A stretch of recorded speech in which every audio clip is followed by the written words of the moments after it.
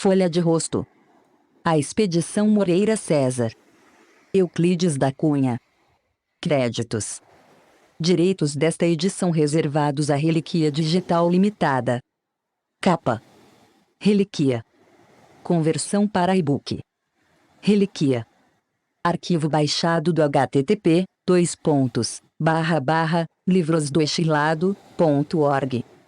A Expedição Moreira César. A Expedição Moreira César. Iam partir as tropas a 22 de fevereiro. E consoante a praxe, na véspera, à tarde, formaram numa revista em ordem de marcha para que se lhes avaliassem o equipamento e as armas. A partida realizar-se-ia no dia subsequente, irrevogavelmente.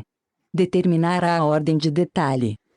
Neste pressuposto alinharam-se os batalhões num quadrado, perlongando as feices do Largo de Monte Santo. Ali estavam, o 7º, com efetivo superior ao normal, comandado interinamente pelo Major Rafael Augusto da Cunha Matos, o 9º, que pela terceira vez se aprestava à luta, ligeiramente desfalcado, sob o mando do Coronel Pedro Nunes Tamarindo, frações do 33º e 16º, dirigidas pelo Capitão Joaquim Quirino Vilarim, a bateria de 4 Krupps do 2º Regimento, comandada pelo Capitão José Salomão Agostinho da Rocha, um esquadrão de 50 praças do 9º de Cavalaria, ao mando do Capitão Pedreira Franco, contingentes da Polícia Baiana, Corpo de Saúde chefiado pelo Dr. Ferreira Naina, e Comissão de Engenharia. Excetuavam-se 70 praças do 16º, que ficaram com o Coronel Souza Menezes guarnecendo a vila.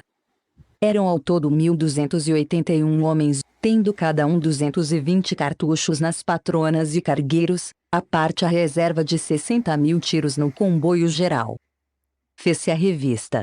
Mas contra a expectativa geral, ao invés da voz do ensarilhar armas e debandar, ressoou a corneta ao lado do comando em chefe, dando a de coluna de marcha.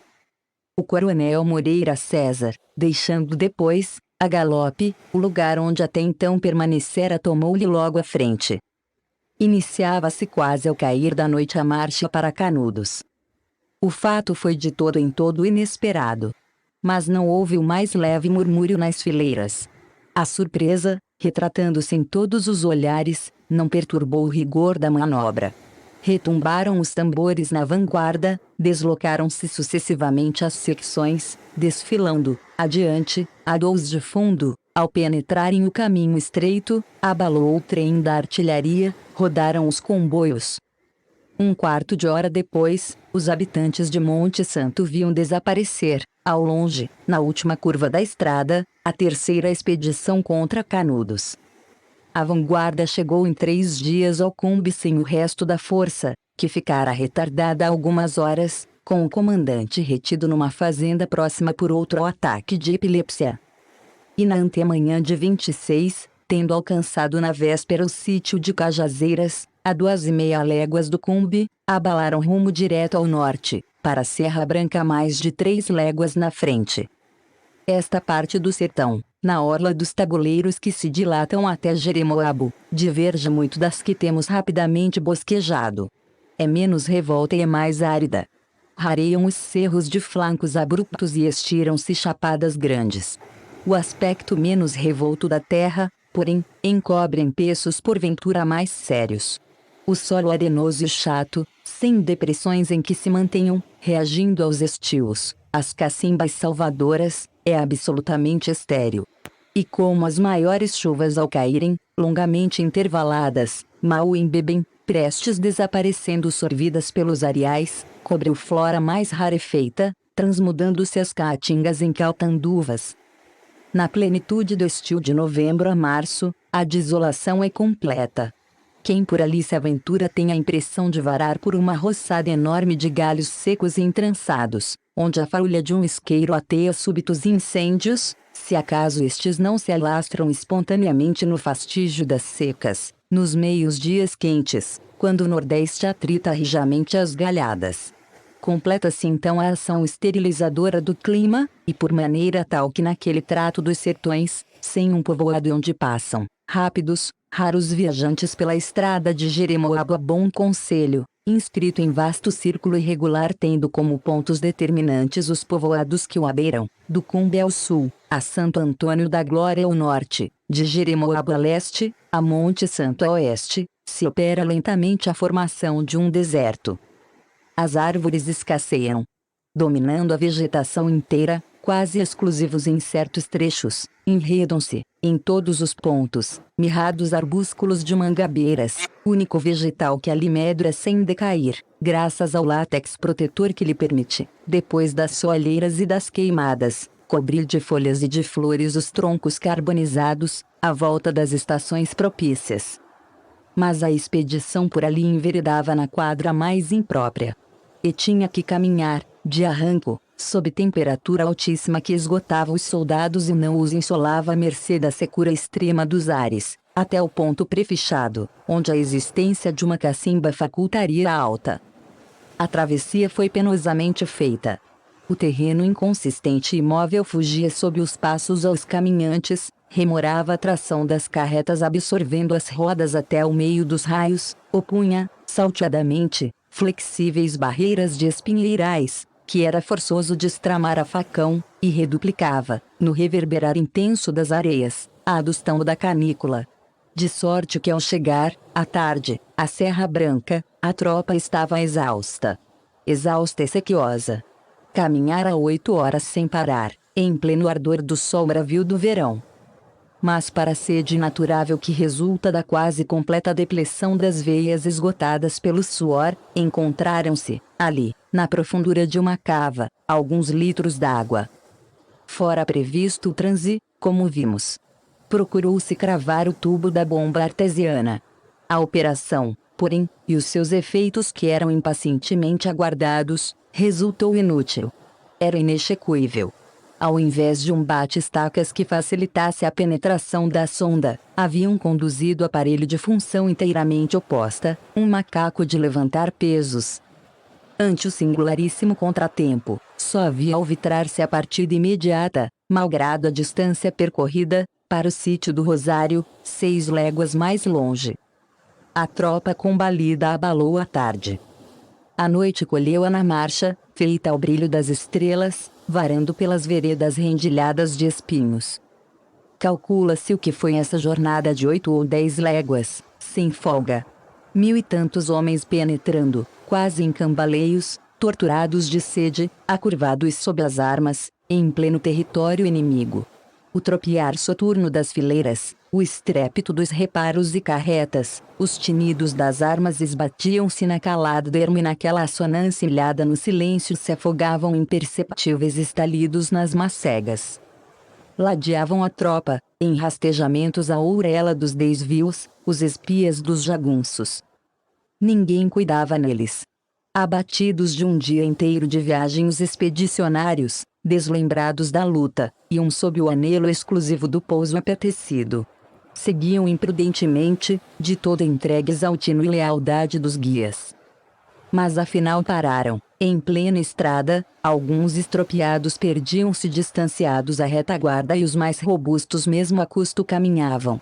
Foi uma alta breve, ilusório descanso, praças caídas ao longo dos caminhos, oficiais dormindo, os que dormiam, com as rédeas dos cavalos enliadas aos punhos. E retada a marcha, na antemanhã seguinte, reconheceram que estavam na zona perigosa. Cinzas de fogueiras a cada passo encontradas e algumas ainda mornas, restos de repasto em que eram excelente vitualha jabutis assados e quartos de cabrito, rastros frescos na areia, entranhando-se tortuosamente nas caatingas, diziam que os sertanejos ali tinham estado, e passado também a noite, rodeando-os, invisíveis, nas rondas cautelosas.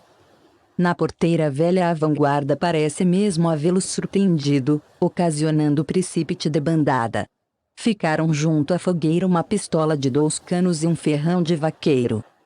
O Rosário foi alcançado antes do meio-dia, ao tempo que caía violento e transitório aguaceiro, como sonho em sobrevir durante aquela quadra nos sertões.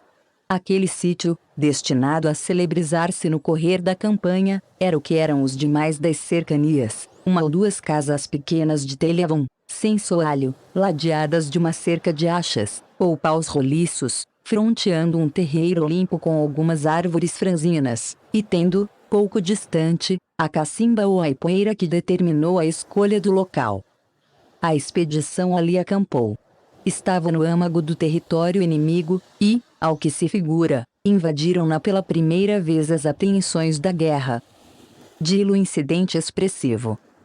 No dia 1 de março, precisamente na hora em que outra chuva passageira e forte caía sobre a tropa desabrigada, estrugiram as notas de um alarma. O inimigo certo aproveitar o ensejo para sobressaltear os invasores, ligando-se ao furor dos elementos e surgindo naquele chuveiro, de improviso, armas disparadas no fragor da trovoada que abalava a altura. Correndo e caindo, resvalando no chão escorregadio e encharcado, esbarrando-se em carreiras cruzadas sob o fustigar das bategas, oficiais e praças procuravam a formatura impossível, vestindo-se, apresilhando cinturões e talins, armando-se as carreiras, surdos às discordes vozes de comando, alinhando secções e companhias ao acaso, num tumulto. E daquele enredamento de fileiras, rompeu aforradamente, de arremesso, um cavaleiro isolado, sem ordenanças, precipitando-se a galope entre os soldados tontos, e lançando-se pela estrada, na direção provável do inimigo, mal alcançado pelo engenheiro militar Domingos Leite. Era o coronel Moreira César. Felizmente o inimigo imaginário, a quem ia entregar-se, procurando naquela arremetida inútil, era um comboio de gêneros enviado por um fazendeiro amigo, das cercanias. Tirante este incidente o dia passou em completa paz, tendo vindo à tarde um correio de Monte Santo e cavalos para o esquadrão que até ali viajara em mares imprestáveis. E na alta madrugada do dia 2, os batalhões marcharam para o Angico, onde chegaram às 11 horas da manhã, acampando dentro do grande curral do sítio em abandono. Estava assente o plano definitivo da rota, adrede concebido de modo a diminuir o esfalfamento das marchas forçadas anteriores, descansando todo o resto do dia no rancho do vigário. A tropa abalaria, a 3, para o Angico, andando apenas uns 8 quilômetros, e ali, novamente descansando, pernoitaria. Decampando a 4, iria diretamente sobre Canudos, depois de caminhar pouco mais de légua e meia. Como estavam em pleno território inimigo, tomaram-se dispositivos para garantir o acampamento, rodeando-o de piquetes e sentinelas circulantes. O coronel César internou-se na caatinga próxima, onde mandou armar a sua barraca. Ali, não ocultou aos chefes dos corpos a segurança absoluta que tinha na vitória.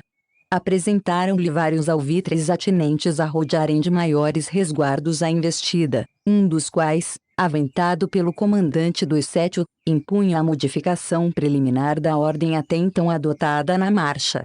Sugeria a divisão em duas, da coluna até então unida, destinando-se uma forte vanguarda para o reconhecimento e o primeiro combate, entrando a outra na ação, como reforço. Desse modo, se por qualquer circunstância se verificassem poderosos os recursos do adversário, tornar-se-ia factível um recuo em ordem para Monte Santo, onde se reorganizariam, aumentadas, as forças. Contra o que era de esperar, o chefe expedicionário não desadorou o alvitre. A tropa prosseguiria a 3, pelo amanhecer, adstrita a um plano lucidamente traçado. Entretanto, ao marchar para o Angico levavam uma ordem que era a mesma da partida do Cumbe, na frente um piquete de exploradores montados, um guia, Manuel Rosenda, experimentado e bravo, e a comissão de engenharia, uma companhia de atiradores do 7, comandada pelo tenente Figueira, a ala direita do 7 com o major Cunha Matos, marchando de costado, levando no centro o respectivo comboio de munições. A divisão do 2 o regimento, sob a imediata direção de Salomão da Rocha, ala esquerda do 7, dirigida pelo capitão Alberto Gavião Pereira Pinto. 2 a divisão de artilharia, do tenente Marcos Pradel de Azambuja, ala direita do 9, sob o mando do coronel Tamarindo, separada da esquerda, dirigida pelo capitão Felipe Simões, pelo respectivo comboio. A retaguarda o corpo de saúde, contingentes do 16, do capitão Quirino Vilarim, e o comboio geral guardado pela polícia baiana. Por último a cavalaria. O coronel César, na vanguarda, Ia entre a companhia de atiradores e a ala direita do 7º. Tinham partido às 5 horas da manhã. Alcançavam a região característica dos arredores de Canudos, fortemente riçada de serranias vestidas de vegetação raquítica, de cardos e bromélias, recortada de regatos derivando em torcicolos, num crescente enrugamento da terra cada vez mais adversa, onde a vinda recente das chuvas ainda não estendera a vestimenta efêmera da flora revivente, velando-lhe os pedroiços e os algares. Os chuvisqueiros da véspera, como sucede na plenitude do estio, haviam passado sem deixarem traços. O solo requeimado absorvera-os e repelira-os, permanecendo ressequido e agro. Em roda, até aonde se estendia o olhar, pelo bolear dos cerros, pelas rechãs que se estiram nos altos, pelas várzeas que os circuitam, pelas serranias de flancos degradados, por toda a parte, o mesmo tom nas paisagens a um tempo impressionadoras e monótonas, a natureza imóvel, caída num grande espasmo, sem uma flor sobre as ramagens nuas, sem um bater de asas nos ares quietos e serenos. A coluna em marcha, estirada numa linha de 3 quilômetros, cortava em longo risco negro e tortuoso. Viam-se, adiante e próximas, ao norte, as últimas serranias que rodeiam Canudos, sem que este abeirar-se do objetivo da luta conturbasse o ânimo dos soldados. Seguiam tranquilamente a passo ordinário e seguro. Da extensa linha da brigada evolava-se um murmúrio vago de milhares de sílabas emitidas a meia voz, aqui, ali, repentinamente salteadas de risos joviais. Os nossos soldados estadiavam o seu atributo preeminente naquela alacridade singular com que se aproximavam do inimigo. Homens de todas as cores, amálgamas de diversas raças, parece que no sobrevir dos lances perigosos e no abalo de emoções fortíssimas, lhe preponderam, exclusivas, no ânimo, por uma lei qualquer de psicologia coletiva, os instintos guerreiros, a imprevidência dos selvagens, a inconsciência do perigo, o desapego à vida e o arremesso fatalista para a morte. Seguem para a batalha como para algum folguedo turbulento. Intoleráveis na paz que os molifica, e infirma, e relaxa, inclassificáveis nas paradas das ruas, em que passam sem garbo, sem aprumo, corcundas sob a espingarda desastradamente manejada, a guerra é o seu melhor campo de instrução e o inimigo o instrutor predileto, transmudando-os em poucos dias, disciplinando-os, enrijando-os, dando-lhes em pouco tempo, nos exercícios extenuadores da marcha e do combate, o que nunca tiveram nas capitais festivas, a altivez do porte, a segurança do passo, a precisão do tiro, a celeridade das cargas. Não sucumbem à provação. São inimitáveis no caminhar dias a fio pelos mais malgradados caminhos. Não boquejam a reclamação mais breve nas piores aperturas, e nenhum se lhes emparelham no resistir à fome, atravessando largos dias à brisa, segundo o dizer de seu calão pinturesco. Depois dos mais angustiosos transes, vimos valentes escaveirados meterem a bulha martírio e troçarem, rindo, com a miséria. No combate, certo, nenhum é capaz de entrar e sair, como o prussiano, com um podômetro preso à bota é desordenado, é revolto, é turbulento, é um garoto heróico e terrível, arrojando contra o adversário, de par com a bala ou a pranchada, um dito zombeteiro irônico. Por isto se impropria ao desdobramento das grandes massas nas campanhas clássicas. Manietam as formaturas corretas. Estonteia o mecanismo da manobra complexa. Torturam a obrigação de combater adstrito ao ritmo das cornetas, e de bom grado obediente aos amplos movimentos da estratégia, seguindo, impassível, para os pontos mais difíceis, quando o inimigo lhe chega à ponta do sabre e quer combater a seu modo. Bate-se, então, sem rancor, mas estrepitosamente, fanfarrão, folgando entre as cutiladas e as balas, arriscando-se doudamente, barateando a bravura. Falo, porém, de olhos fixos nos chefes que o dirigem e de cuja energia parece viver exclusivamente. De sorte que a mínima vacilação daqueles tem, de chofre, extintas todas as ousadias e cai num abatimento instantâneo salteado de desânimos invencíveis. Ora, naquela ocasião tudo vaticinava aos expedicionários a vitória. Com tal chefe não havia cogitar em reveses. e endireitavam firmes para a frente, impacientes por virem às mãos com um adversário esquivo. Vendiam escandalosamente a pele do urso sertanejo.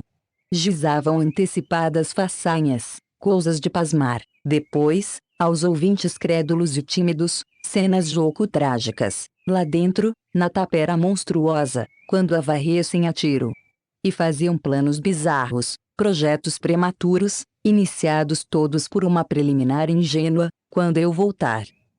Alguns, às vezes, saíam-se com um pensamento extravagante, e no burburinho confuso passava, sulcando, um ondular de risos mal contidos. Além disto, aquela manhã resplandecente os alentava. O belo firmamento dos sertões arqueava-se sobre a terra, irisado, passando em transições suavíssimas do zênite azul à púrpura deslumbrante do oriente. Ademais, o adversário que deixara livre até ali o caminho, desdenhando os melhores trechos para o cortar, ameaçava-os de um único contratempo sério, o topar em vazio arraial sedicioso. Assustava-os esse desapontamento provável, a campanha transformada em passeio militar penoso, a volta em glória, sem o dispêndio de um cartucho. Iam nestas disposições admiráveis quando chegaram a Pitombas. O pequeno ribeirão que ali corre, recortando fundamente o solo, ora ladeia, ora atravessa a estrada, interrompendo-a, serpeante. Por fim a deixa antes de chegar ao sítio a que dá o nome, arqueando-se em volta longa, um quase semicírculo de que o caminho é a corda. Tomou por esta tropa. E quando a vanguarda lhe atingiu o meio, estourou uma descarga de meia dúzia de tiros. Era afinal o inimigo. Algum piquete de sobre-ronda expedição, ou ali aguardando-a, que aproveitara a conformação favorável do terreno para um ataque instantâneo, ferindo-a de soslaio, e furtando-se a seguro pelas passagens cobertas das ribanceiras do rio. Mas atirara com firmeza, abatera, mortalmente ferido, um dos subalternos da companhia de atiradores, o alferes Puli, além de 6 a 7 soldados. Descarregara as armas e fugira a tempo de escapar à réplica, que foi pronta. Para logo conteirados os canhões da divisão Salomão, a metralha explodiu no matagal rasteiro. Os arbustos dobraram acamando-se, como a passagem de ventanias ríspidas. Varreram-no. Logo depois nos ares, ainda ressoante dos estampidos, correu triunfalmente o ritmo de uma carga e destacando-se, desenvolvida em atiradores, do grosso da coluna, a ala direita do sétio lançou-se na direção do inimigo, atufando-se nas macegas, a marche, roçando-as a baioneta. Foi uma diversão gloriosa e rápida. O inimigo furtara-se ao recontro. Volvidos minutos, a ala tornou a linha da coluna entre aclamações, enquanto o antigo toque de trindades era agora o sinal da vitória, soava em vibrações altíssimas. O comandante em chefe abraçou, num lanus de alegria sincera, o oficial feliz que dera aquele repelão valente no antagonista, e considerou auspicioso o encontro. Era quase para lastimar tanto aparelho bélico, tanta gente, tão luxuosa encenação em campanha destinada a liquidar-se com meia dúzia de disparos. As armas dos jagunços eram ridículas. Como despojo, os soldados encontraram uma espingarda pica-pau, leve de cano finíssimo, sobre a barranca. Estava carregada. O coronel César, mesmo a cavalo, disparou-a para o ar. Um tiro insignificante, de matar passarinho. Esta gente está desarmada, disse tranquilamente. E retou-se a marcha, mais rápida agora, a passos estugados, ficando em Pitombas os médicos e feridos, sob a proteção do contingente policial e resto da cavalaria. O grosso dos combatentes perdeu-se logo adiante, em avançada célere. Quebrara-se, de vez, o encanto do inimigo. Os atiradores e flanqueadores, na vanguarda, batiam o caminho e embrenhavam-se nas caatingas, rastreando os espias que acaso por ali houvesse, desinçando-as das tocaias prováveis, ou procurando alcançar os fugitivos que endireitavam para Canudos. O recontro fora um choque galvânico.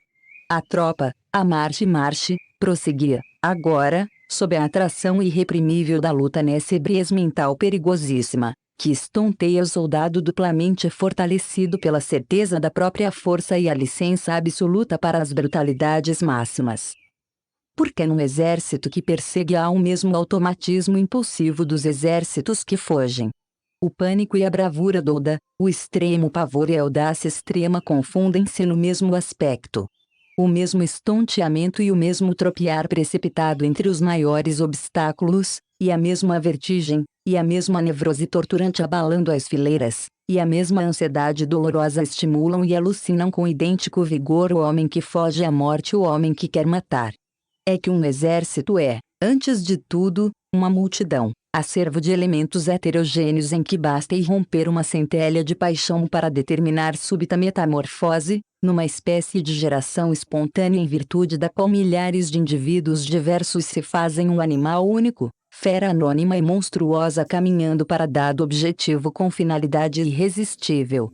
Somente a fortaleza moral de um chefe pode obstar esta transfiguração deplorável, descendo, lúcida e inflexível, impondo uma diretriz em que se retifique o tumulto. Os grandes estrategistas têm, instintivamente, compreendido que a primeira vitória a alcançar nas guerras está no debelar esse contágio de emoções violentas e essa instabilidade de sentimentos que com a mesma intensidade lançam o combatente nos mais sérios perigos e na fuga. Um plano de guerra arriscado a compasso numa carta exige almas inertes, máquinas de matar, firmemente encarrilhadas nas linhas que preestabelece. Mas estavam longe deste ideal sinistro os soldados do coronel Moreira César. Este, ao invés de reprimir a agitação e ampliá-la, far-se-ia ao expoente da nevrose. Sobreviera, entretanto, ensejo para normalizar a situação. Chegaram ao Angico, ponto predeterminado da última parada. Ali, estatuasse em detalhe, repousariam.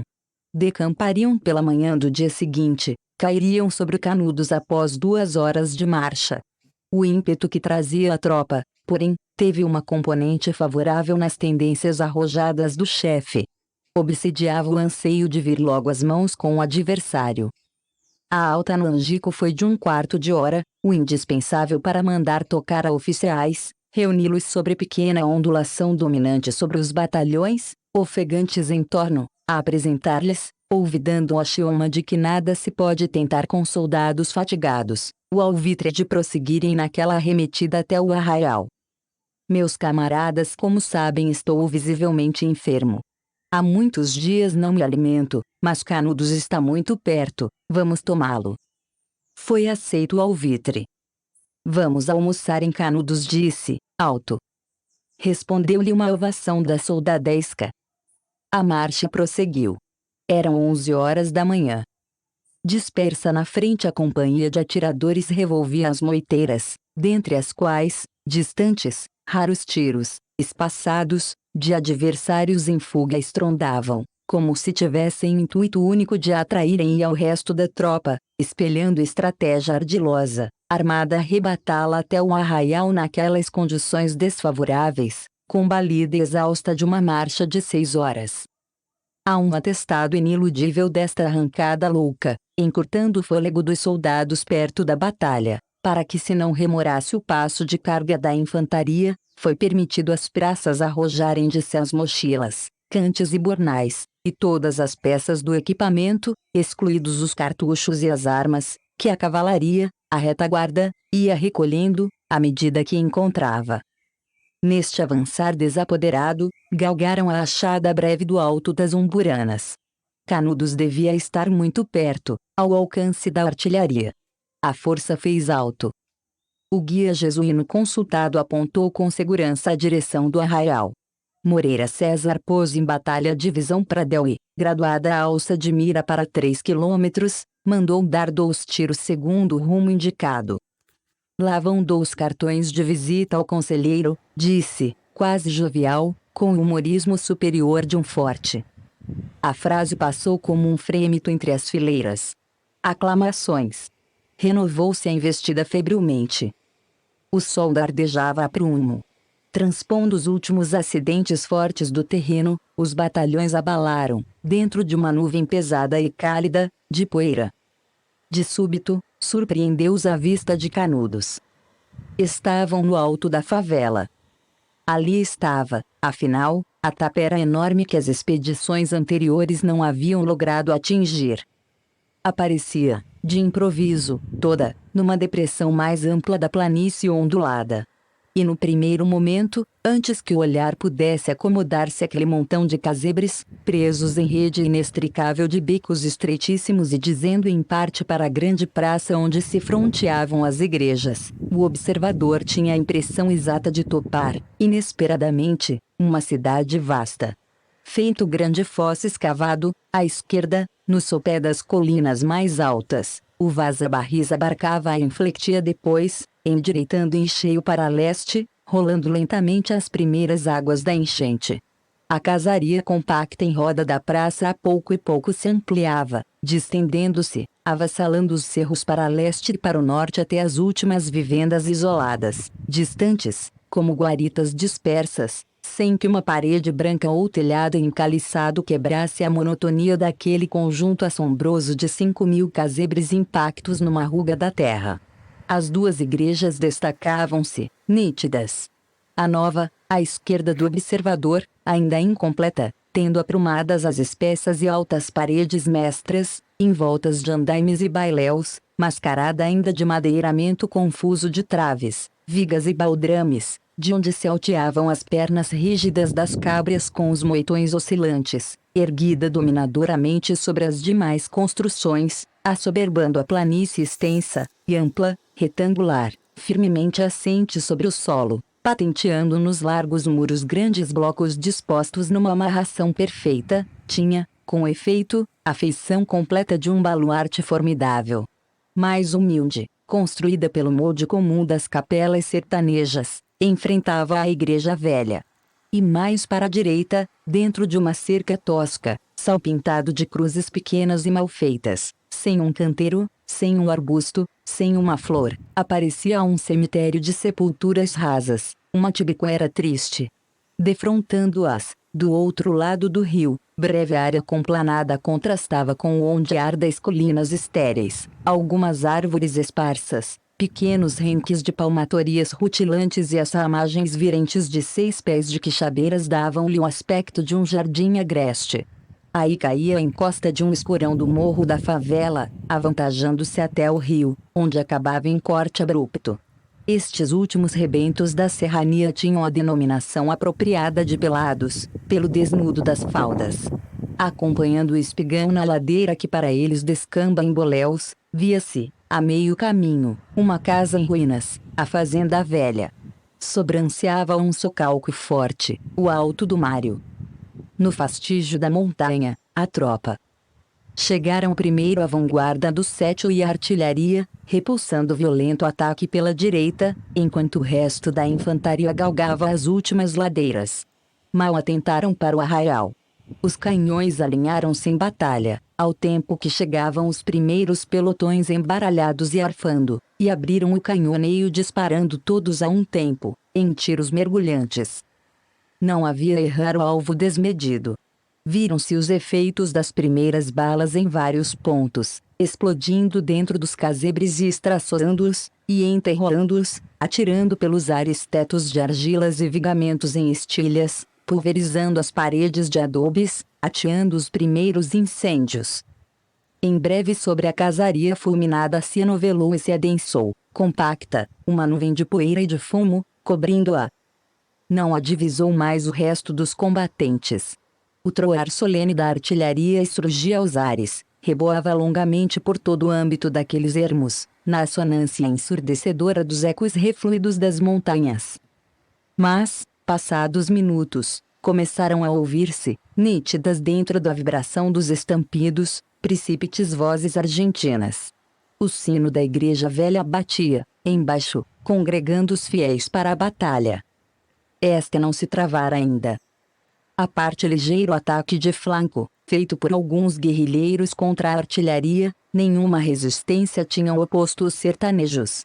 As forças desenvolveram-se pelo espigão aladeirado, sem que uma só descarga perturbasse o desdobramento, e a fuzilaria principiou, em descargas rolantes e nutridas, sem pontarias.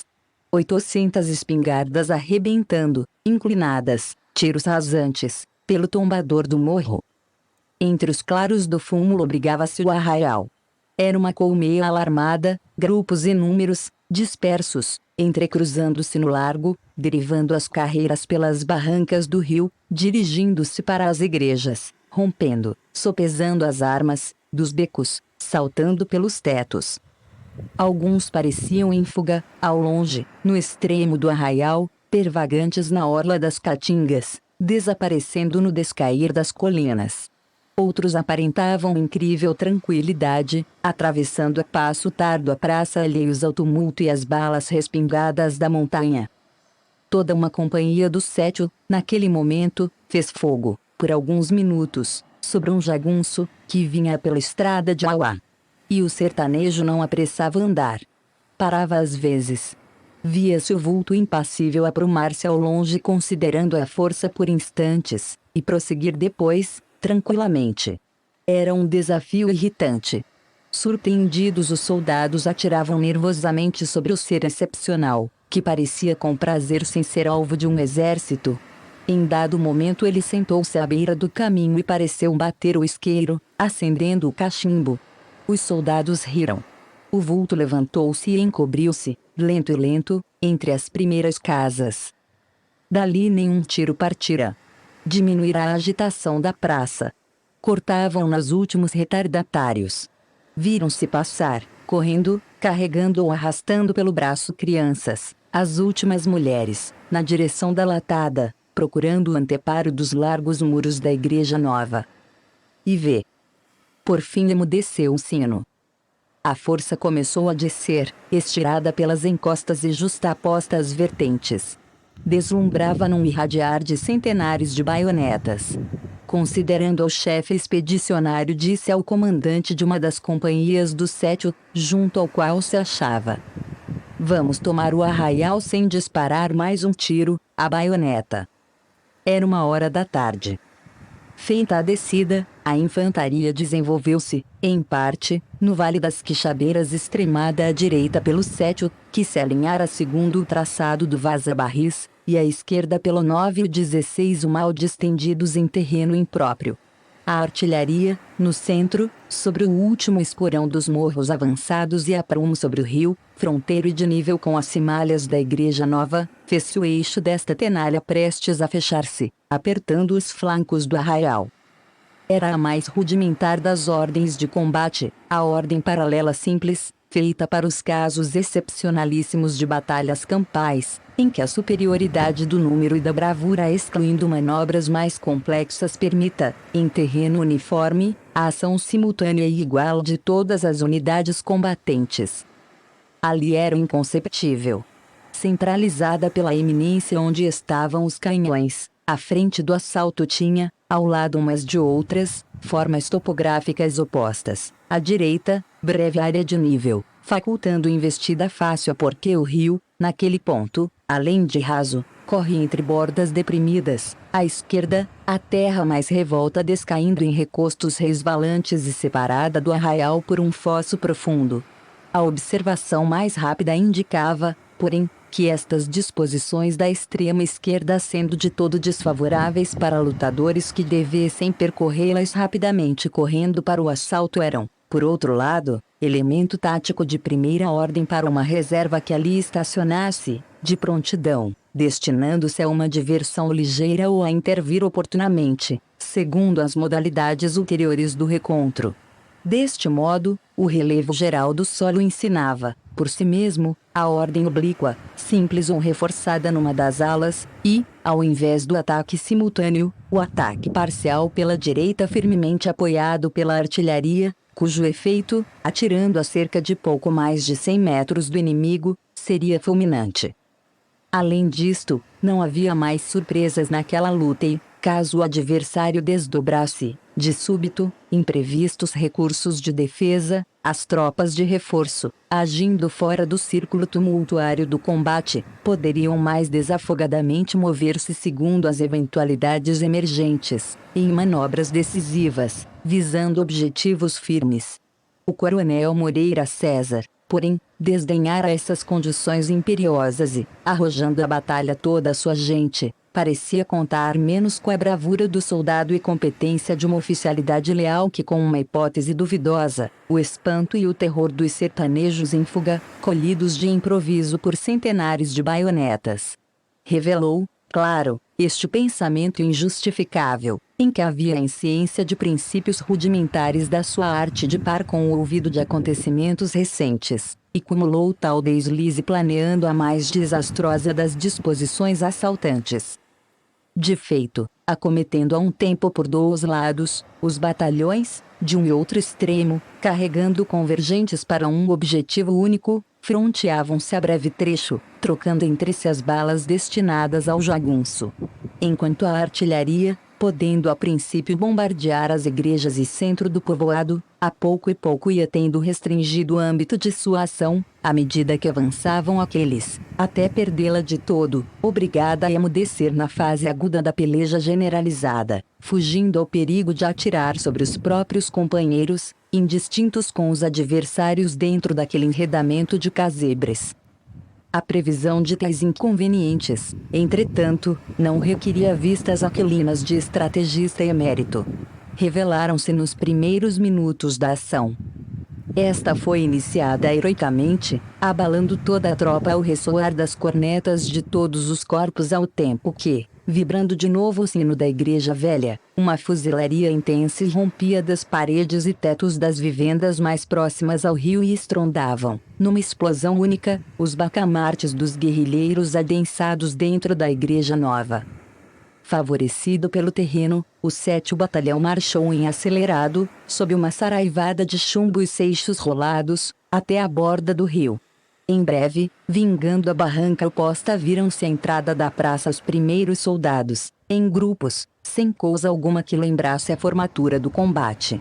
Alguns ali mesmo tombaram ou rolaram na água, arrastados na corrente, que se listrava de sangue. A maioria avançou, batida de soslaio e de frente. Na extrema esquerda uma ala do 9º, vencendo as dificuldades da marcha cheia de tropeços, tomara a posição à retaguarda da Igreja Nova, enquanto o 16º e a ala direita do 7º investiam pelo centro. O combate desenrolou-se logo em toda a plenitude, resumindo-se naquele avançar temerário. Não teve, depois, a evolução mais simples, ou movimento combinado, que revelasse a presença de um chefe. Principiou a fracionar-se em conflitos perigosos e inúteis numa dissipação inglória do valor. Era inevitável. Canudos, entretecido de becos de menos de 2 metros de largo, trançados, cruzando-se em todos os sentidos, tinha a ilusória fragilidade nos murros de taipa que o formavam. Era pior que uma cidadela inscrita em polígonos ou blindada de casamatas espessas. Largamente aberto aos agressores que podiam derruí-lo a coces de arma, que podiam abater-lhe a pulso as paredes e tetos de barro ou vará-lo por todos os lados, tinha a inconsistência e a flexibilidade traiçoeira de uma rede desmesurada. Era fácil investi-lo, batê-lo, dominá-lo, varejá-lo, alê-lo, era dificílimo deixá-lo. Completando a tática perigosa do sertanejo, era temeroso porque não resistia. Não opunha a rijeza de um tijolo à percussão e arrebentamento das granadas, que se amorteciam sem explodirem, furando-lhe de uma vez só dezenas de tetos. Não fazia titubear a mais reduzida secção assaltante, que poderia investi-lo, por qualquer lado, depois de transposto o rio. Atraía os assaltos, e atraía irreprimivelmente o ímpeto das cargas violentas, porque a arremetida dos invasores, embriagados por vislumbres de vitória e disseminando-se, divididos pelas suas vielas em torcicolos, lhe era o recurso tremendo de uma defesa surpreendedora. Na história sombria das cidades batidas, o humílimo vilarejo ia surgir com um traço de trágica originalidade. Intacto, era fragílimo, feito escombros, formidável.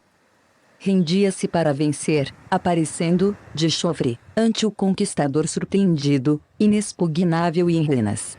Porque a envergadura de ferro de um exército, depois de o abalar e desarticular todo, esmagando, tornando um montão informe de adobes e madeiras roliças, se sentia inopinadamente manietada, presa entre tabiques vacilantes de pau a pique e cipós, à maneira de uma sussuarana inesperta agitando-se, vigorosa e inútil, nas malhas de armadilha bem feita.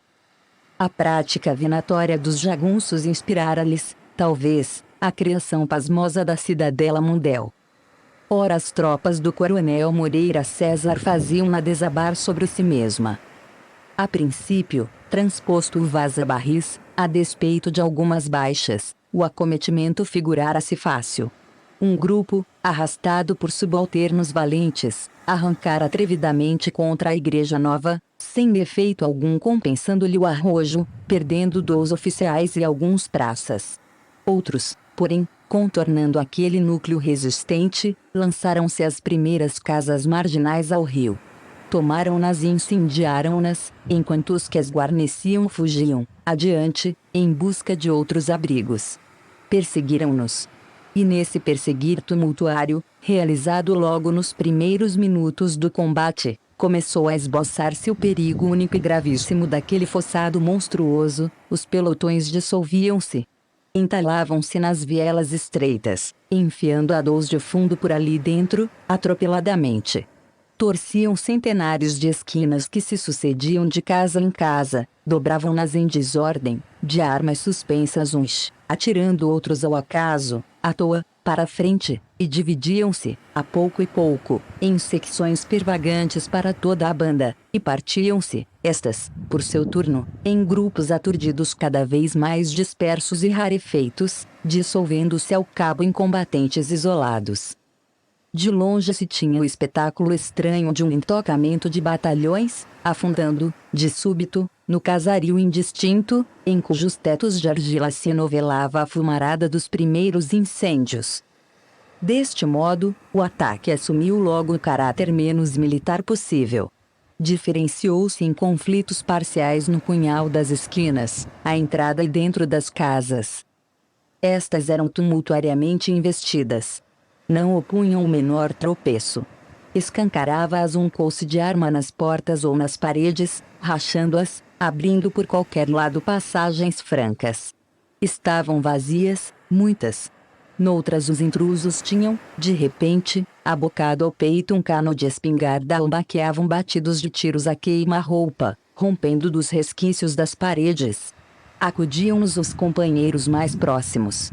Enredava-se o pugilato corpo a corpo, brutalmente, até que os soldados, mais numerosos, transpusessem o portal estreito do casebre. Lá dentro, encolchado no recanto escuso, o morador repelido descarregava-lhes em cima o último tiro e fugia. Ou então esperava-os a pé firme, defendendo tenazmente o lar paupérrimo. E revidava terrivelmente, sozinho, em porfia com a matula vitoriosa, com a qual se afoitava, apelando para todas as armas, repelindo a faca e a tiro, vibrando-lhe foiçadas, aferroando-a com a aguilhada, arremessando-lhe em cima os trastes miseráveis, arrojando-se, afinal, ele próprio, inerme, desesperadamente, resfolegando, procurando estrangular o primeiro que lhe caísse entre os braços vigorosos. Em torno mulheres desatinadas disparavam em choros, e rolavam pelos cantos, até baquear no chão, cozido a baioneta ou esmoído a coronhadas, pisoado sob o rompão dos coturnos, o lutador temerário. Reproduziam-se tais cenas. Quase sempre, depois de expugnar a casa, o soldado faminto não se forrava a ânsia de almoçar, afinal, em Canudos. Esquadrinhavam os giraus suspensos. Ali estavam carnes secas ao sol, cuias cheias de paçoca, a farinha de guerra do sertanejo, aiós repletos de ouricuris saborosos. A um canto os bogós transudantes, tímidos de água cristalina e fresca. Não havia resistir. Atabalhodamente fazia a refeição num minuto. Completava largo trago de água. Tinha, porém, às vezes, um pospasto crudelíssimo e amargo, uma carga de chumbo. Os jagunços à porta assaltavam-no. E invertiam-se os papéis, revivendo o conflito, até baquear no chão, cozido a faca e moído a pauladas, pisado pela alpercatadura, o lutador imprudente. Muitos se perdiam no inextricável dos becos. Correndo no encalço do sertanejo em fuga, topavam, de súbito, na frente, desembocando de uma esquina, cerrado magote de inimigos. Estacavam, atônitos, apenas o tempo necessário para uma pontaria mal feita e uma descarga, e recuavam, depois, metendo-se pelas casas dentro, onde os salteavam, às vezes, novos agressores entocaiados, ou arrojavam-se atrevidamente, dispersando o agrupamento antagonista e dispersando-se, reeditando os mesmos episódios, animados todos pela ilusão de uma vitória vertiginosamente alcançada, de que lhes era um sintoma claro toda aquela desordem, todo aquele espanto, todo aquele alarido e todo aquele pavor do povoado revolto e miserando, alarmado à maneira de um curral invadido por onças bravias e famulentas. De resto, não tinham insuperáveis obstáculos enfriando-lhes o ímpeto. Os valentes temerários, que apareciam em vários pontos, defendendo os lares, tinham o contrapeso do mulherio acobardado, sacudido das casas à pranchada, a bala e a fogo, e fugindo para toda a banda, clamando, rezando, ou uma legião armada de muletas, velhos trementes, aleijões de toda a espécie, enfermos abatidos e mancos.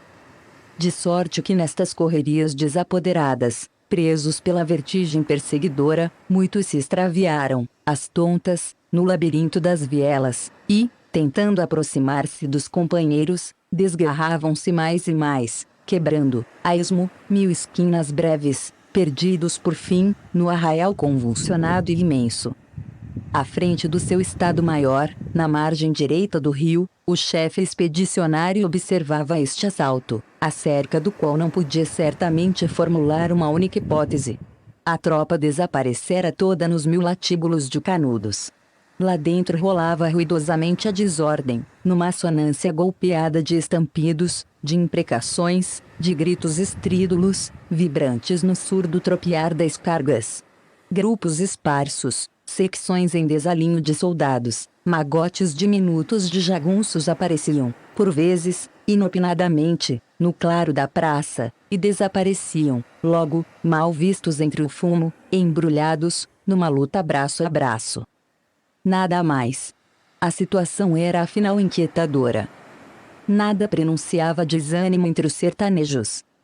Os atiradores da Igreja Nova permaneciam firmes, visando todos os pontos quase impunemente, porque a artilharia por fim evitava alvejá-la temendo quaisquer desvios de trajetória, que lançassem as balas entre os próprios companheiros encobertos, e estalando em cheio no arruído da refrega, ouviam-se mais altas as pancadas repetidas do sino na Igreja Velha.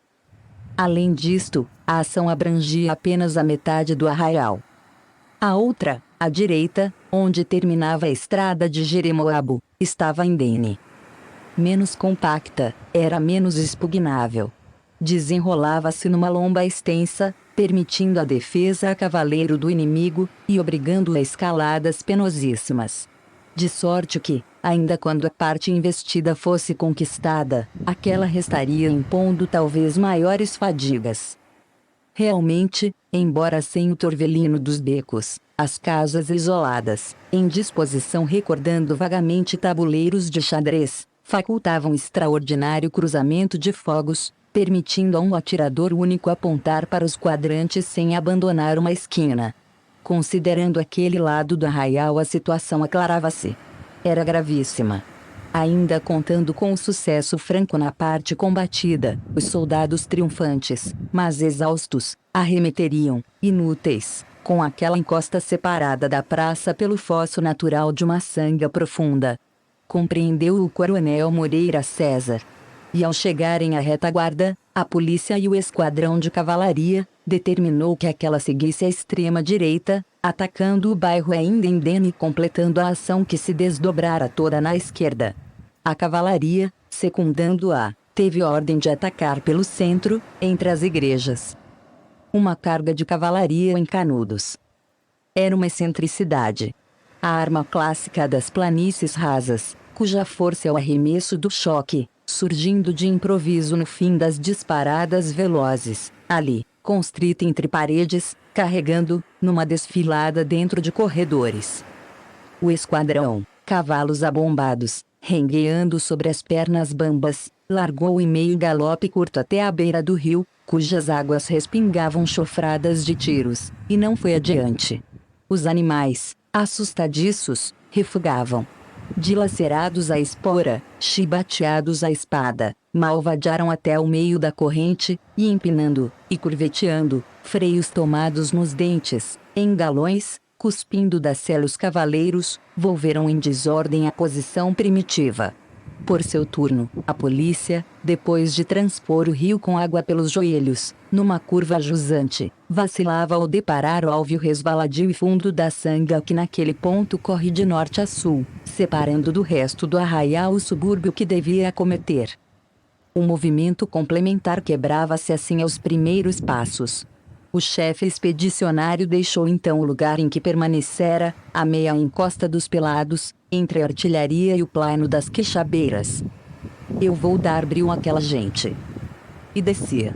A meio caminho, porém, refreou o cavalo. Inclinou-se, abandonando as rédeas, sobre o alção dianteiro do selim. Fora atingido no ventre por uma bala. Rodeou logo o Estado-Maior. Não foi nada, um ferimento leve, disse, tranquilizando os companheiros dedicados. Estava mortalmente ferido. Não descavalgou. Volvi amparado pelo tenente Ávila, para o lugar que deixara quando foi novamente atingido por outro projetil. Estava fora de combate. Devia substituí-lo o coronel Tamarindo, a quem foi logo comunicado o desastroso incidente. Mas aquele nada podia deliberar recebendo o comando quando desanimava de salvar o seu próprio batalhão, na outra margem do rio. Era um homem simples, bom e jovial, avesso a bizarrear façanhas. Chegara aos 60 anos candidato a uma reforma tranquila. Fora, ademais, incluído contra a vontade na empresa. E ainda quando tivesse envergadura para aquela crise não havia mais remediá-la.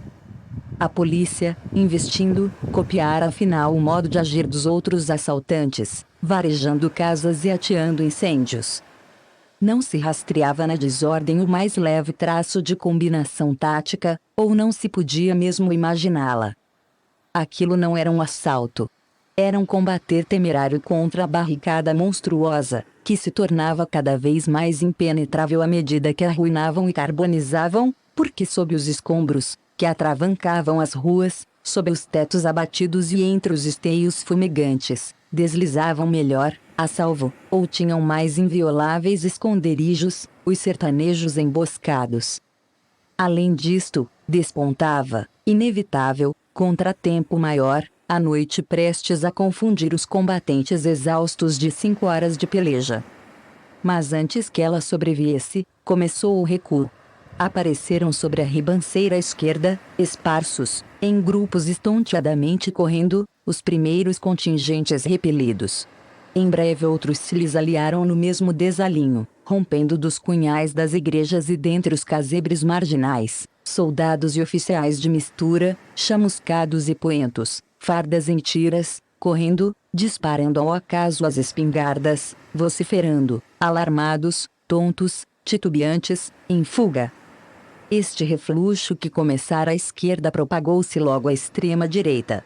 De sorte que, rebatida as posições primitivas, toda a linha do combate rolou torcida e despedaçada a tiros pela borda do rio abaixo. Sem comando, cada um lutava a seu modo. Destacaram-se ainda diminutos grupos para queimarem as casas mais próximas ou travarem breves tiroteios. Outros, sem armas e feridos, principiaram a repassar o rio. Era o desenlace. Repentinamente, largando as últimas posições, os pelotões, de mistura, numa balbúrdia indefinível, sob a hipnose do pânico, enxurraram na corrente rasa das águas.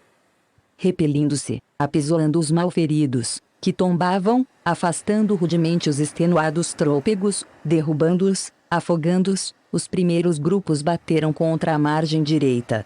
Aí, ansiando por vingá-la, agarrando-se às gramíneas escassas, especando-se nas armas, filando-se as pernas dos felizes que conseguiam vencê-las, se embaralharam outra vez em congere ruidosa. Era um fervilhar de corpos transudando vozear estrídulo, e discordante, e longo, dando a ilusão de alguma enchente repentina, em que o vaza-barris, engrossado, saltasse, de improviso, fora do leito, borbulhando, acachorando, estrugindo. Naquele momento o sineiro da igreja velha interrompeu o alarma. Vinha caindo a noite. Dentro da claridade morta do crepúsculo soou, harmoniosamente, a primeira nota da Ave Maria. Descobrindo-se, atirando aos pés os chapéus de couro ou os gorros de azulão, e murmurando a prece habitual, os jagunços dispararam a última descarga. V maiúsculo. Os soldados, transposto o rio, acumularam-se junto à artilharia. Era uma multidão alvorotada sem coisa alguma recordando a força militar, que se decompusera, restando, como elementos irredutíveis, homens atônitos inúteis, e tendo agora, como preocupação exclusiva, evitarem o adversário que tão ansiosamente haviam procurado. O cerro em que se reuniam estava próximo demais daquele, e passível, talvez, de algum assalto, à noite. Era forçoso abandoná-lo. Sem ordem, arrastando os canhões, deslocaram-se logo para o alto do Mário, 400 metros na frente. Ali improvisaram um quadrado incorreto, de fileiras desunidas e bambas, envolvendo a oficialidade, os feridos, as ambulâncias, o trem da artilharia e os cargueiros. Centralizavam uma palhoça em ruínas, a fazenda velha, e dentro dela o comandante em chefe, moribundo. A expedição era agora aquilo, um bolo de homens, animais, fardas e espingardas, entupindo uma dobra de montanha. Tinha descido a noite, uma destas noites ardentíssimas vulgares no sertão, em que cada estrela, fixa, sem cintilações, irradia como um foco de calor e os horizontes, sem nuvens, iluminam-se, de minuto em minuto, como se refletissem relâmpagos de tempestades longínquas. Não se via o arraial.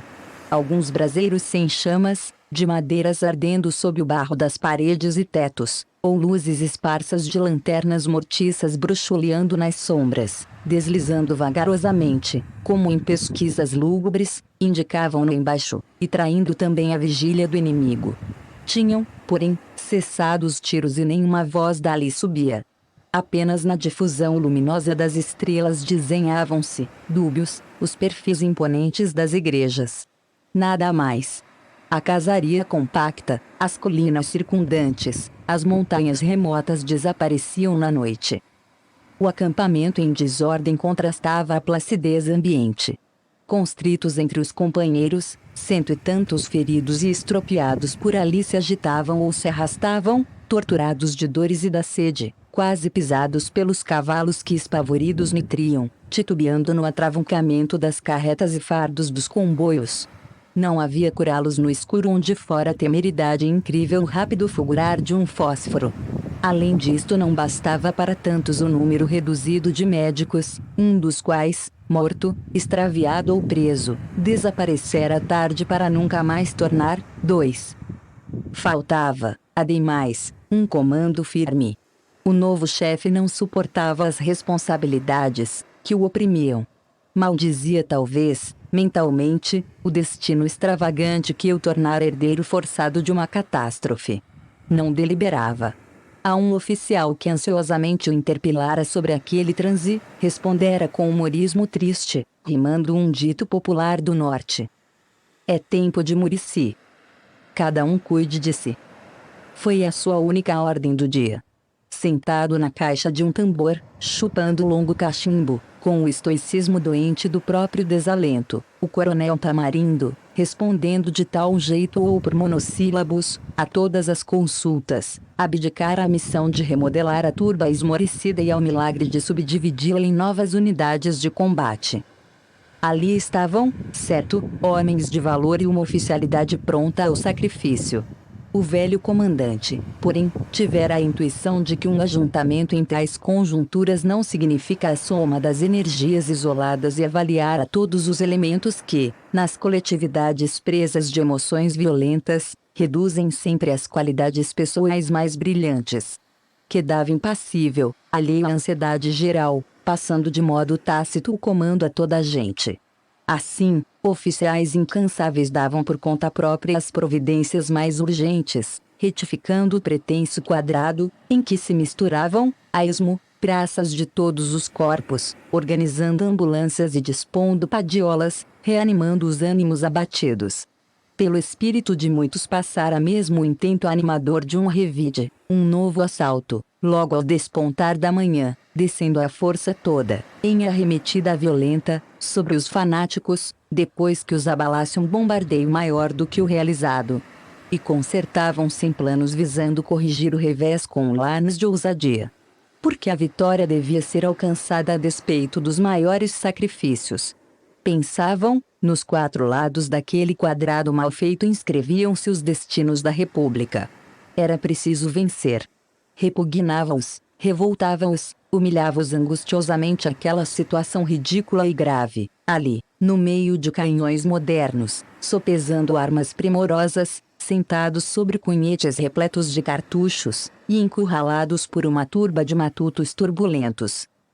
A maioria, porém, considerava friamente as coisas. Não se iludia. Um rápido confronto entre a tropa que chegara horas antes, entusiasta e confiante na vitória, e a que ali estava, vencida, patenteava-lhe uma solução única, a retirada.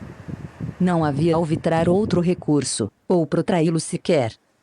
Às 11 horas, juntos os oficiais, adotaram-no, unânimes. Um capitão de infantaria foi incumbido de cientificar da resolução o coronel Moreira César.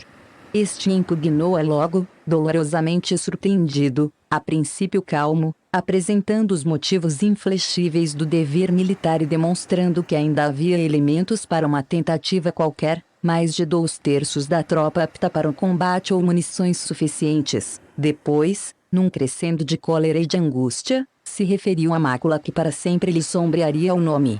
Finalmente explodiu, não o sacrificassem àquela cobardia imensa. Apesar disto manteve-se a resolução.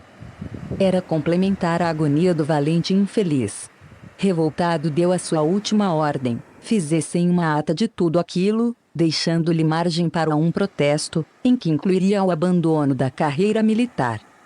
A dolorosa reprimenda do chefe ferido por 2 balas não moveu, contudo, a oficialidade incólume. Rodeavam-na, perfeitamente válidos ainda, centenares de soldados, 800 talvez, dispunha de 2/3 das munições e estava em posição dominante sobre o inimigo. Mas a luta sertaneja começara, naquela noite, a tomar a feição misteriosa que conservaria até o fim. Na maioria mestiços, feitos da mesma massa dos matutos, os soldados, abatidos pelo contragolpe de inexplicável revés, em que baqueara o chefe reputado invencível, ficaram sob a sugestão empolgante do maravilhoso, invadidos de terror sobrenatural, que extravagantes comentários agravavam. O jagunço, brutal e entroncado, diluía-se em duende intangível. Em geral os combatentes, alguns feridos mesmo no recente ataque, não haviam conseguido ver um único, outros, os da expedição anterior, acreditavam, atônitos e absortos ante o milagre estupendo, ter visto, ressurrectos, 2 ou 3 cabecilhas que, afirmavam convictos, tinham sido mortos no cambaio, e para todos, para os mais incrédulos mesmo, começou a despontar algo de anormal nos lutadores fantasmas, quase invisíveis, ante os quais haviam embatido impotentes, maus lobrigando, esparsos e diminutos, rompendo temerosos dentre ruínas, e atravessando incólumes os braseiros dos casebres em chamas. É que grande parte dos soldados era do norte, e criara-se ouvindo, em torno, de em volta com os dos heróis dos contos infantis, o nome de Antônio Conselheiro. E a sua lenda extravagante, os seus milagres, as suas façanhas de feiticeiro sem par pareciam-lhes, então, verossímeis, esmagadoramente, na contraprova tremenda daquela catástrofe. Pelo meio da noite todas as apreensões se avolumaram. As sentinelas, que cabeceavam nas fileiras frouxas do quadrado, estremeceram, subitamente despertas, contendo gritos de alarma. Um rumor indefinível avassalara a mudez ambiente e subia pelas encostas. Não era, porém, um surdo tropear de assalto. Era pior. O inimigo, embaixo, no arraial invisível, rezava. E aquela placabilidade extraordinária, ladainhas tristes, em que predominavam ao invés de brados varonis vozes de mulheres, surgindo da ruinaria de um campo de combate, era, naquela hora, formidável. Atuava pelo contraste. Pelo burburinho da soldadez capazma, os quiris estropiados e dolentes entravam, piores que intimações enérgicas.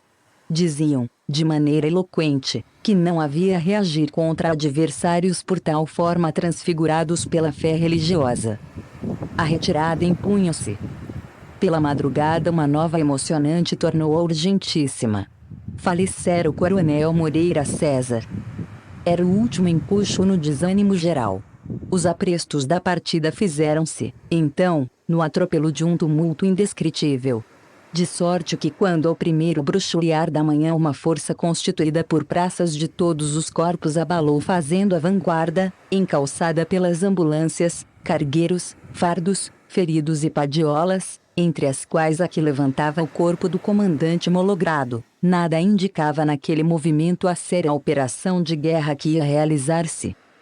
A retirada era a fuga. Avançando pelo espigão do morro no rumo da favela e dali derivando pelas vertentes opostas, por onde descia a estrada, a expedição espalhava-se longamente pelas encostas, dispersando-se sem ordem, sem formaturas. Neste dar as costas ao adversário que, desperto, embaixo, não a perturbara ainda, parecia confiar apenas na celeridade do recuo, para se libertar. Não se dividir em escalões, dispondo-se à defesa ofensiva característica desses momentos críticos da guerra. Precipitava-se, à toa, pelos caminhos fora. Não retirava, fugia. Apenas uma divisão de 2 grupos, sob o mando de um subalterno de valor e fortalecida por um contingente de infantaria, permanecera firme por algum tempo no alto do Mário, como uma barreira anteposta à perseguição inevitável. Ao mover-se, afinal, esta fração abnegada foi rudemente investida. O inimigo tinha na ocasião o alento do ataque e a certeza na própria temibilidade. Acometeu ruidosamente, entre vivas entusiásticos, por todos os lados, em arremetida envolvente. Embaixo começou a bater desabaladamente o sino, a igreja nova explodia em descargas, e adensada no largo, ou correndo para o alto das colinas, toda a população de Canudos contemplava aquela cena, dando ao trágico do Larnos a nota galhofeira e irritante de milhares de assovios estridentes, longos, implacáveis. Mais uma vez o drama temeroso da guerra sertaneja tinha desenlace de uma pateada lúgubre. O desfecho foi rápido.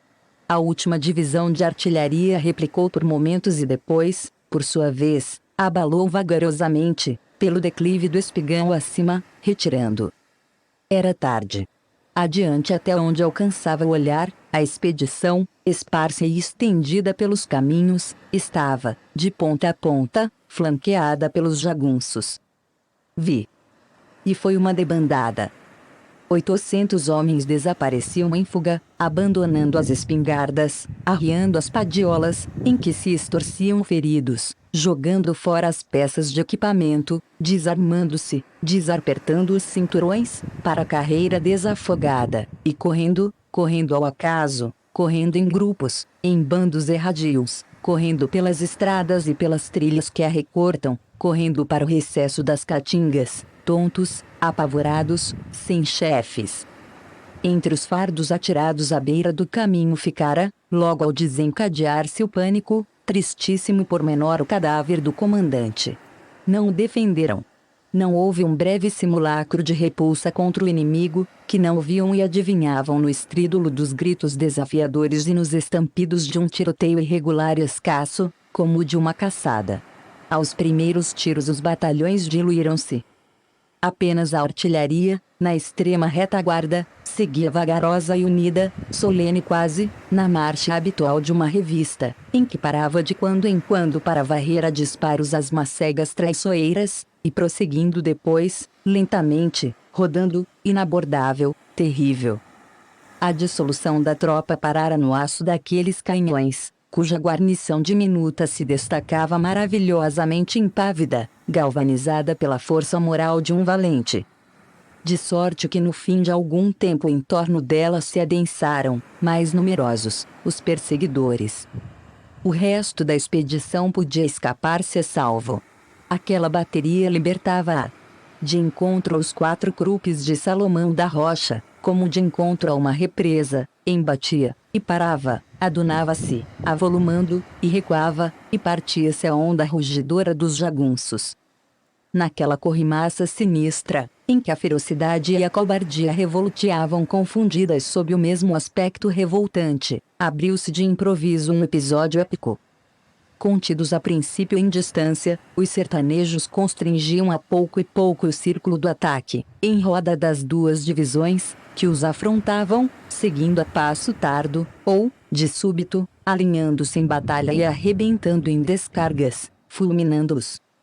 As granadas explodindo entre os restolhos secos do matagal incendiavam-nos, ouviam-se lá dentro, de em volta com o crepitar de queimadas sem labaredas, extintas nos brilhos da manhã claríssima, brados de cólera e de dor, e tontos de fumo, saltando dos esconderijos em chamas, rompentes a ourela da caatinga junto à estrada, os sertanejos em chusma, gritando, correndo, disparando os trabucos e as pistolas, assombrados ante aquela resistência inexplicável, vacilantes no assaltar as argunchadas e a faca o pequeno grupo de valentes indomáveis. Estes, entretanto, mal podiam prosseguir. Reduziam-se. Tombavam os soldados de guarnição estoica. Feridos ou espantados, os mares da tração empacavam, torciam de rumo, impossibilitavam a marcha. A bateria afinal parou. Os canhões, emperrados, imobilizaram-se numa volta do caminho. O coronel Tamarindo, que volvera a retaguarda, agitando-se destemeroso e infatigável entre os fugitivos, penitenciando-se heroicamente na hora da catástrofe, da tibieza anterior, ao deparar com aquele quadro estupendo, procurou debalde socorrer os únicos soldados que tinham ido a Canudos. Neste pressuposto ordenou toques repetidos de meia volta, alto. As notas das cornetas, convulsivas, emitidas pelos corneteiros sem fôlego, vibraram inutilmente. Ou melhor, aceleraram a fuga. Naquela desordem só havia uma determinação possível: debandar.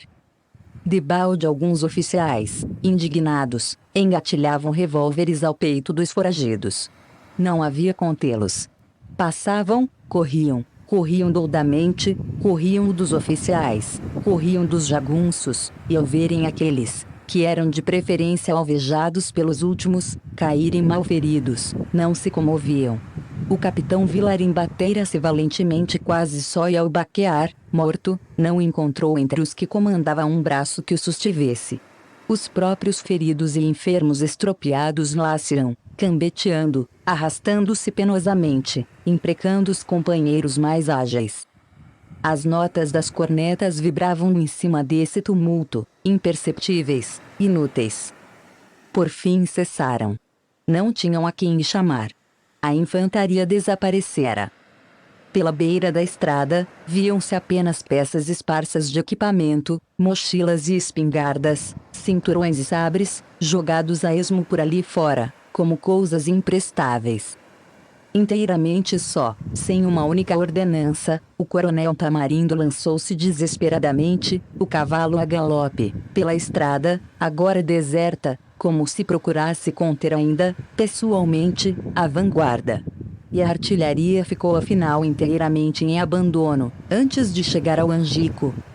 Os jagunços lançaram-se então sobre ela. Era o desfecho.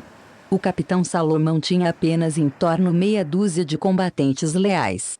Convergiram-lhe em cima os golpes, e ele tombou, retalhado a foiçadas, junto dos canhões que não abandonara. Consumara-se a catástrofe.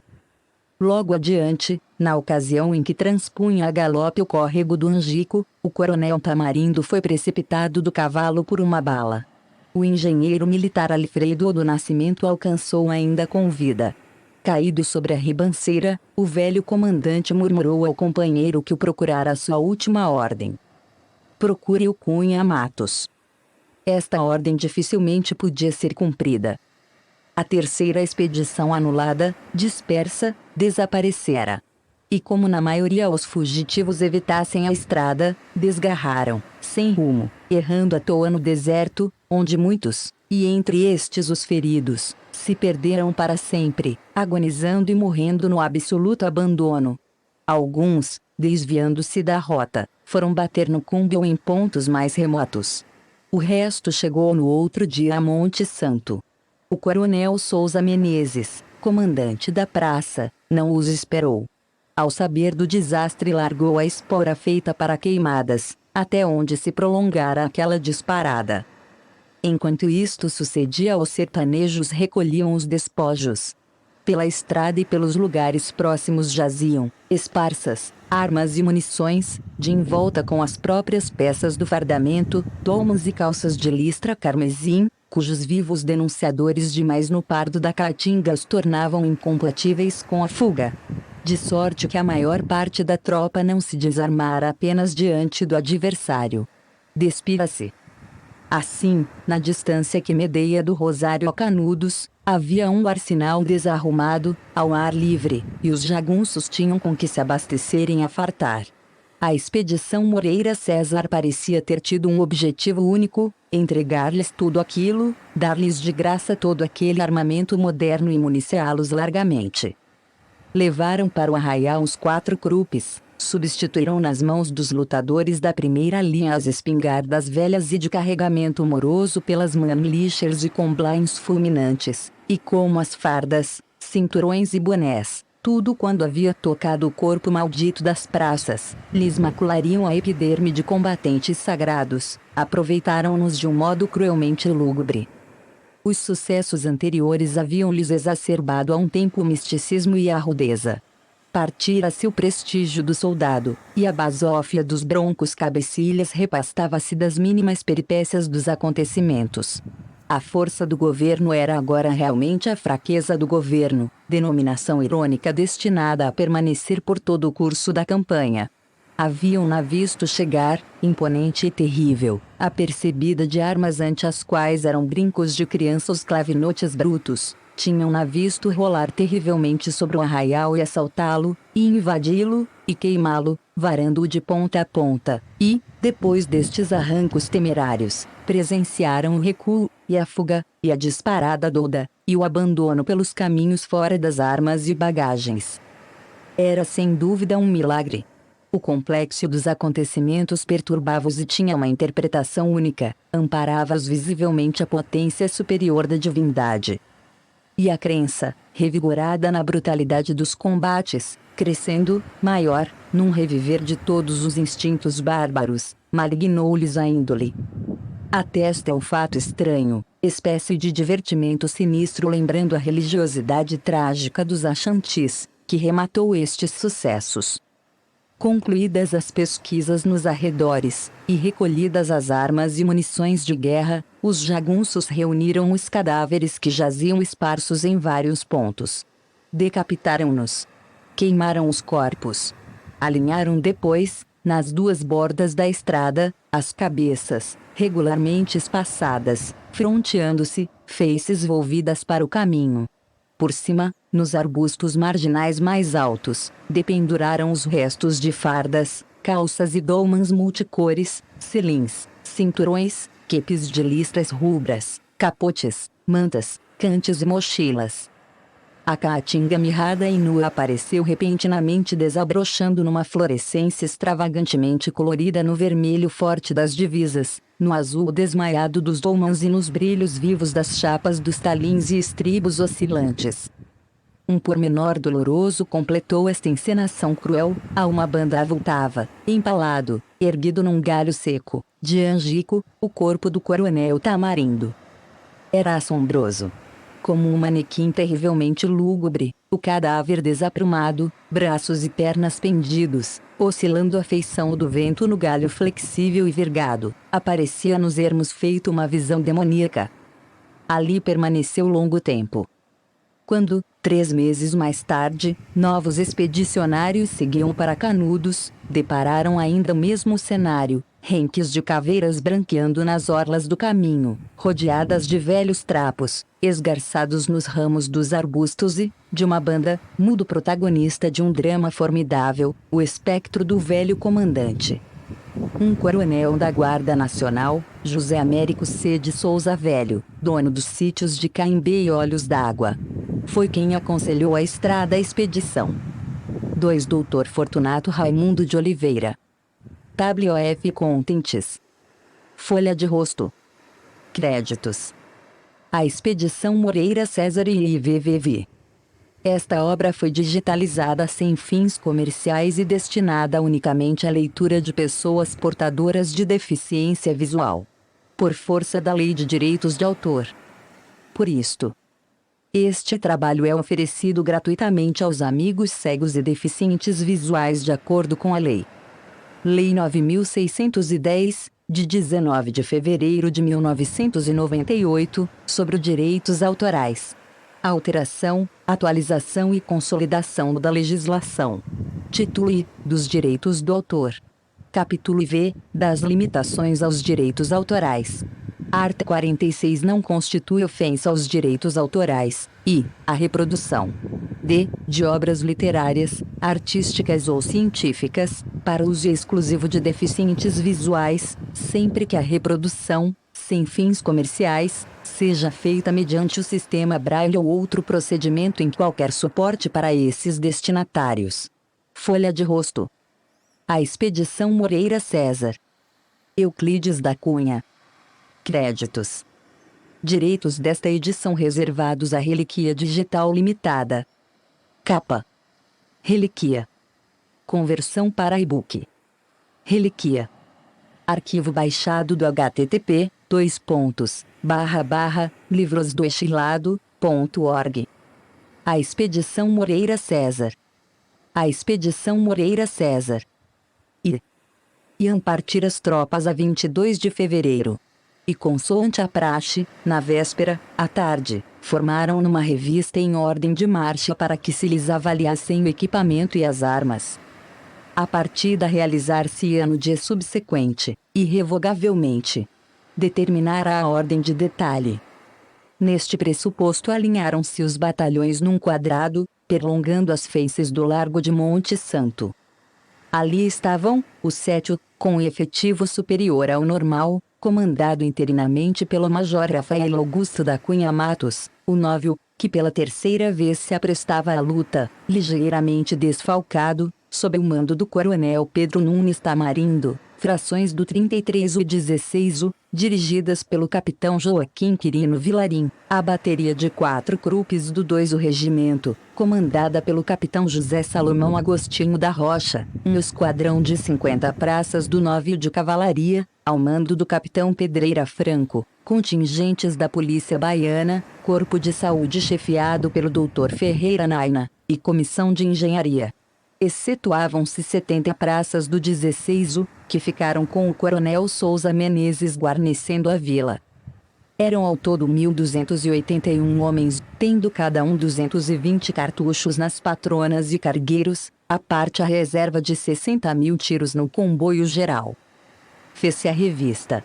Mas contra a expectativa geral, ao invés da voz do ensarilhar armas e debandar, ressoou a corneta ao lado do comando em chefe, dando-a de coluna de marcha. O Coronel Moreira César, deixando depois, a galope, o lugar onde até então permanecera, tomou-lhe logo à frente. Iniciava-se quase ao cair da noite a marcha para Canudos. O fato foi de todo em todo inesperado. Mas não houve o mais leve murmúrio nas fileiras. A surpresa, retratando-se em todos os olhares, não perturbou o rigor da manobra.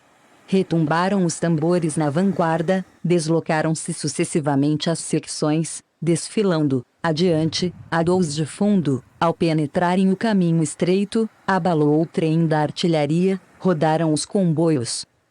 Um quarto de hora depois, os habitantes de Monte Santo viam desaparecer, ao longe, na última curva da estrada, a terceira expedição contra Canudos.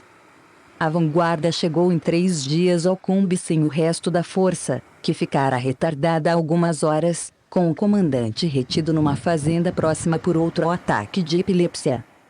E na antemanhã de 26, tendo alcançado na véspera o sítio de Cajazeiras, a 2,5 léguas do Cumbe, abalaram rumo direto ao norte, para a Serra Branca a mais de 3 léguas na frente. Esta parte do sertão, na orla dos tabuleiros que se dilatam até Jeremoabo, diverge muito das que temos rapidamente bosquejado. É menos revolta e é mais árida. rareiam os cerros de flancos abruptos e estiram-se chapadas grandes. O aspecto menos revolto da terra, porém, encobre empeços porventura mais sérios. O solo arenoso e chato, sem depressões em que se mantenham, reagindo aos estios, as cacimbas salvadoras, é absolutamente estéril. E como as maiores chuvas ao caírem, longamente intervaladas, mal embebem, prestes desaparecendo sorvidas pelos areais, cobre o flora mais rarefeita, transmudando-se as caatingas em caltanduvas. Na plenitude do estio de novembro a março, a desolação é completa. Quem por ali se aventura tem a impressão de varar por uma roçada enorme de galhos secos e entrançados, onde a faúlha de um isqueiro ateia súbitos incêndios, se acaso estes não se alastram espontaneamente no fastígio das secas, nos meios dias quentes, quando o nordeste atrita rijamente as galhadas. Completa-se então a ação esterilizadora do clima, e por maneira tal que naquele trato dos sertões, sem um povoado onde passam, rápidos, raros viajantes pela estrada de Jeremoabo a Bom Conselho, inscrito em vasto círculo irregular tendo como pontos determinantes os povoados que o abeiram, do Cumbe ao sul, a Santo Antônio da Glória ao norte, de Jeremoabo a leste, a Monte Santo a oeste, se opera lentamente a formação de um deserto. As árvores escasseiam, dominando a vegetação inteira, quase exclusivos em certos trechos, enredam-se, em todos os pontos, mirrados arbúsculos de mangabeiras, único vegetal que ali medra sem decair, graças ao látex protetor que lhe permite, depois das soalheiras e das queimadas, cobrir de folhas e de flores os troncos carbonizados, à volta das estações propícias. Mas a expedição por ali enveredava na quadra mais imprópria. E tinha que caminhar, de arranco, sob temperatura altíssima que esgotava os soldados e não os insolava à mercê da secura extrema dos ares, até o ponto prefixado, onde a existência de uma cacimba facultaria a alta. A travessia foi penosamente feita. O terreno inconsistente e imóvel fugia sob os passos aos caminhantes, remorava a tração das carretas absorvendo as rodas até o meio dos raios, opunha, salteadamente, flexíveis barreiras de espinheirais, que era forçoso destramar a facão, e reduplicava, no reverberar intenso das areias, a adustão da canícula. De sorte que ao chegar, à tarde, à Serra Branca, a tropa estava exausta. Exausta e sequiosa. Caminhara 8 horas sem parar, em pleno ardor do sol bravio do verão. Mas para a sede inaturável que resulta da quase completa depressão das veias esgotadas pelo suor, encontraram-se, ali, na profundura de uma cava, alguns litros d'água. Fora previsto o transe, como vimos. Procurou-se cravar o tubo da bomba artesiana.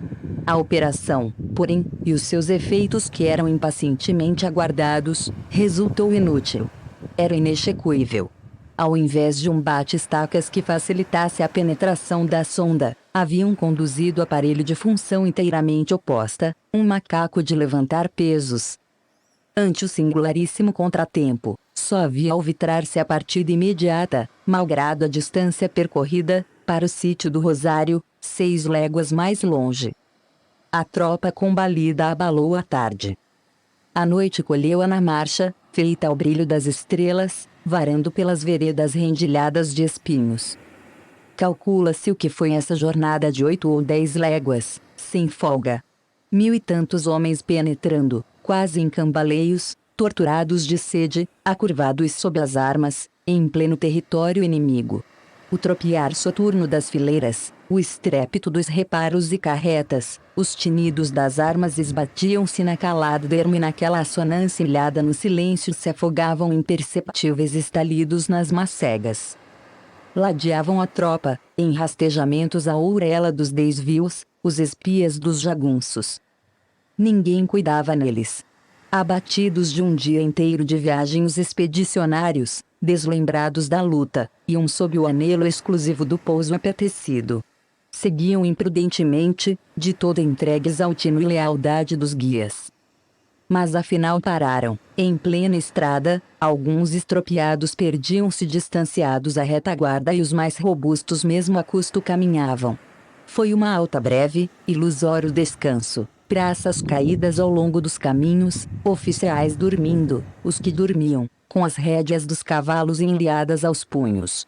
E retada a marcha, na antemanhã seguinte, reconheceram que estavam na zona perigosa. Cinzas de fogueiras a cada passo encontradas e algumas ainda mornas, restos de repasto em que eram excelente vitualha, jabutis assados e quartos de cabrito, rastros frescos na areia, entranhando-se tortuosamente nas caatingas, diziam que os sertanejos ali tinham estado, e passado também a noite, rodeando-os, invisíveis, nas rondas cautelosas. Na porteira velha a vanguarda parece mesmo havê-los surpreendido, ocasionando precípite debandada. Ficaram junto à fogueira uma pistola de 2 canos e um ferrão de vaqueiro. O rosário foi alcançado antes do meio-dia, ao tempo que caía violento e transitório aguaceiro, como sonho em sobrevir durante aquela quadra nos sertões. Aquele sítio, destinado a celebrizar-se no correr da campanha, era o que eram os demais das cercanias, 1 ou 2 casas pequenas de telhão, sem soalho, ladeadas de uma cerca de achas, ou paus roliços, fronteando um terreiro limpo com algumas árvores franzinas, e tendo, pouco distante, a cacimba ou a ipueira que determinou a escolha do local. A expedição ali acampou. Estava no âmago do território inimigo, e, ao que se figura, invadiram-na pela primeira vez as apreensões da guerra. Dilo incidente expressivo. No dia 1 de março, precisamente na hora em que outra chuva passageira e forte caía sobre a tropa desabrigada, estrugiram as notas de um alarma. O inimigo certo aproveitar o ensejo para sobressaltear os invasores, ligando-se ao furor dos elementos e surgindo naquele chuveiro, de improviso, armas disparadas no fragor da trovoada que abalava a altura. Correndo e caindo, resvalando no chão escorregadio e encharcado, esbarrando-se em carreiras cruzadas sob o fustigar das bategas, oficiais e praças procuravam a formatura impossível, vestindo-se, apresilhando cinturões e talins, armando-se as carreiras, surdos às discordes vozes de comando, alinhando secções e companhias ao acaso, num tumulto. E daquele enredamento de fileiras, rompeu aforradamente, de arremesso, um cavaleiro isolado, sem ordenanças, precipitando-se a galope entre os soldados tontos, e lançando-se pela estrada, na direção provável do inimigo, mal alcançado pelo engenheiro militar Domingos Leite. Era o coronel Moreira César. Felizmente o inimigo imaginário, a quem ia entregar-se, procurando naquela arremetida inútil, era um comboio de gêneros enviado por um fazendeiro amigo, das cercanias. Tirante este incidente o dia passou em completa paz, tendo vindo à tarde um correio de Monte Santo e cavalos para o esquadrão que até ali viajara em mares imprestáveis. E na alta madrugada do dia 2, os batalhões marcharam para o Angico, onde chegaram às 11 horas da manhã, acampando dentro do grande curral do sítio em abandono. Estava assente o plano definitivo da rota, adrede concebido de modo a diminuir o esfalfamento das marchas forçadas anteriores, descansando todo o resto do dia no rancho do vigário. A tropa abalaria, a 3, para o Angico, andando apenas uns 8 quilômetros, e ali, novamente descansando, pernoitaria. Decampando a 4, iria diretamente sobre Canudos, depois de caminhar pouco mais de légua e meia. Como estavam em pleno território inimigo, tomaram-se dispositivos para garantir o acampamento, rodeando-o de piquetes e sentinelas circulantes. O coronel César internou-se na caatinga próxima, onde mandou armar a sua barraca. Ali, não ocultou aos chefes dos corpos a segurança absoluta que tinha na vitória. Apresentaram-lhe vários alvitres atinentes a rodearem de maiores resguardos a investida, um dos quais, aventado pelo comandante dos 7, impunha a modificação preliminar da ordem até então adotada na marcha. Sugeria a divisão em 2, da coluna até então unida, destinando-se uma forte vanguarda para o reconhecimento e o primeiro combate, entrando a outra na ação, como reforço.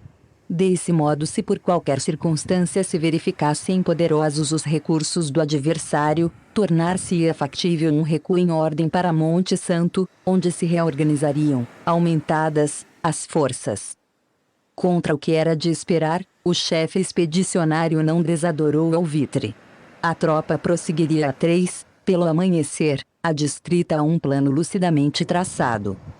Entretanto, ao marchar para o Angico levava uma ordem que era a mesma da partida do Cumbe, na frente um piquete de exploradores montados, um guia, Manuel Rosenda, experimentado e bravo, e a comissão de engenharia, uma companhia de atiradores do 7º, comandada pelo tenente Figueira, a ala direita do 7º com o major Cunha Matos, marchando de costado, levando no centro o respectivo comboio de munições. A divisão do 2 o regimento, sob a imediata direção de Salomão da Rocha,